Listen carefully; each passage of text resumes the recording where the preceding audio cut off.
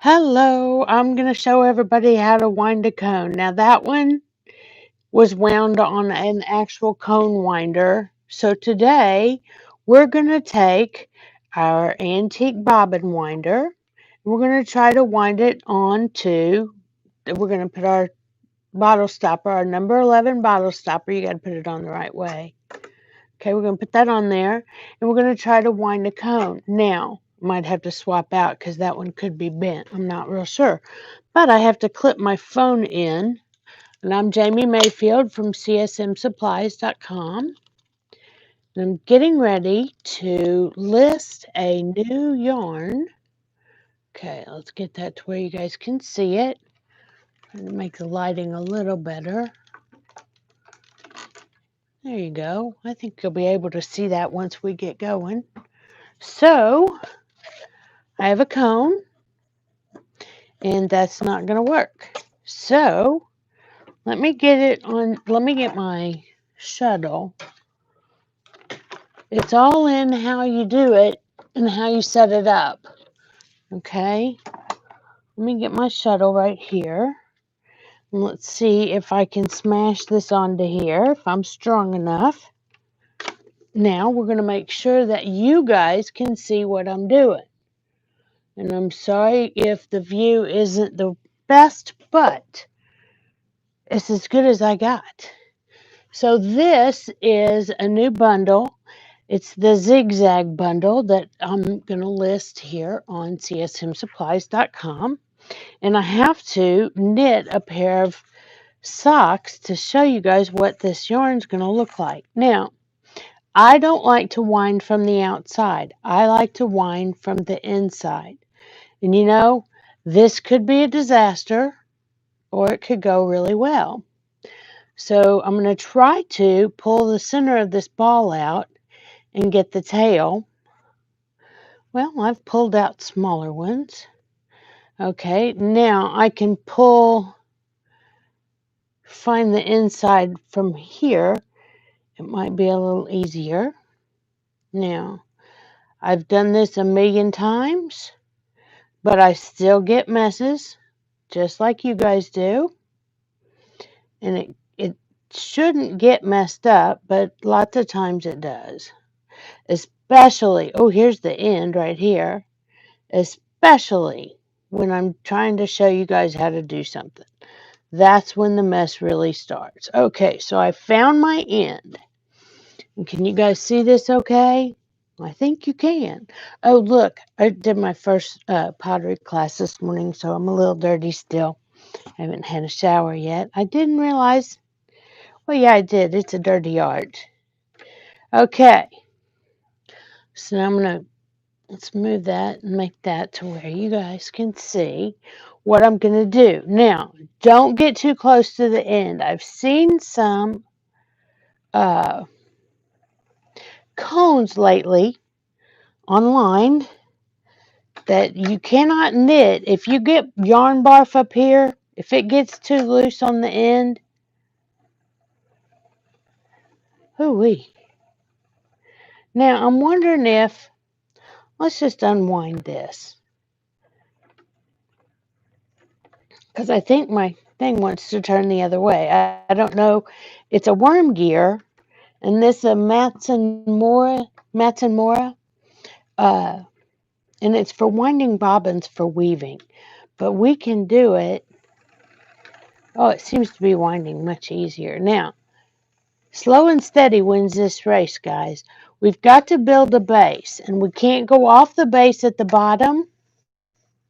We want to get close to it, but we don't want to go off the base at the bottom, and we want to build it up going up, but we don't want to get too close to the end.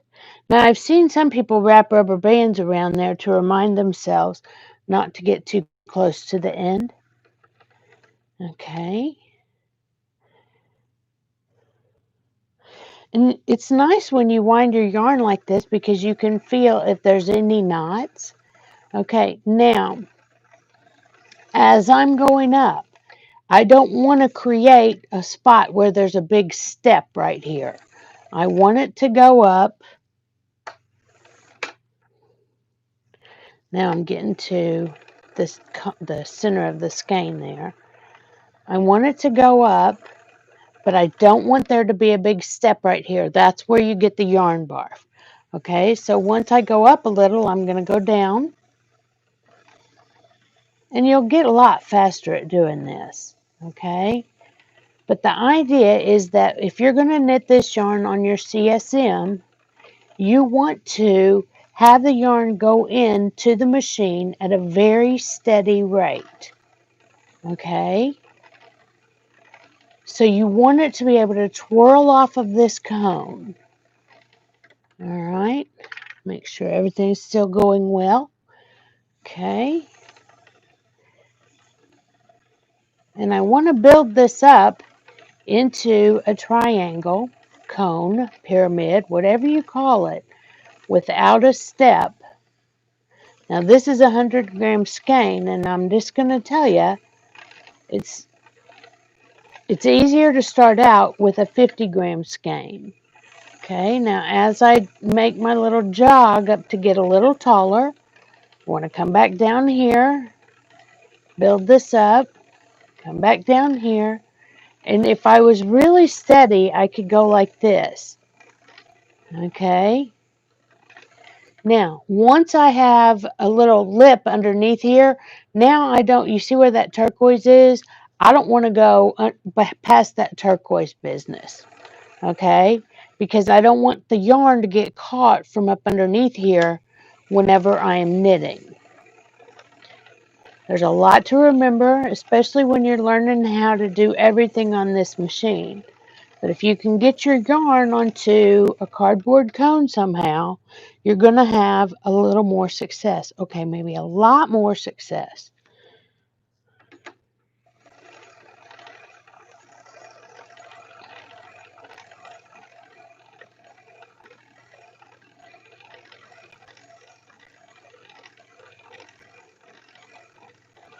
Now, see how I'm just going back and forth and building this cone shape? I don't want to go past this part because I don't want that yarn to get caught. So I need to slow down so that I make this wide part down here, not up here. Okay, but now I wanted to show you, if I went off like that, okay, that is going to cause us a problem unless that was at the very beginning of the cone. So I'm just going to unwind that because sometimes my hand does not listen to my brain.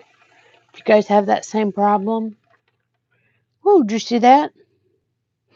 Now, as we're starting to get to the end of this skein, I'm going to set the skein over here. I want to get this tail from the outside. I want to get that as far away from this part as I can get it. Whoops, not.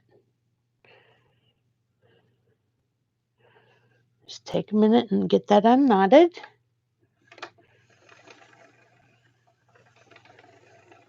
Okay.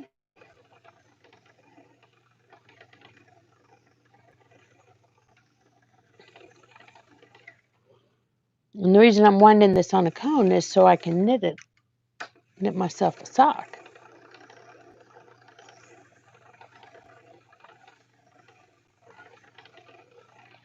Whoops.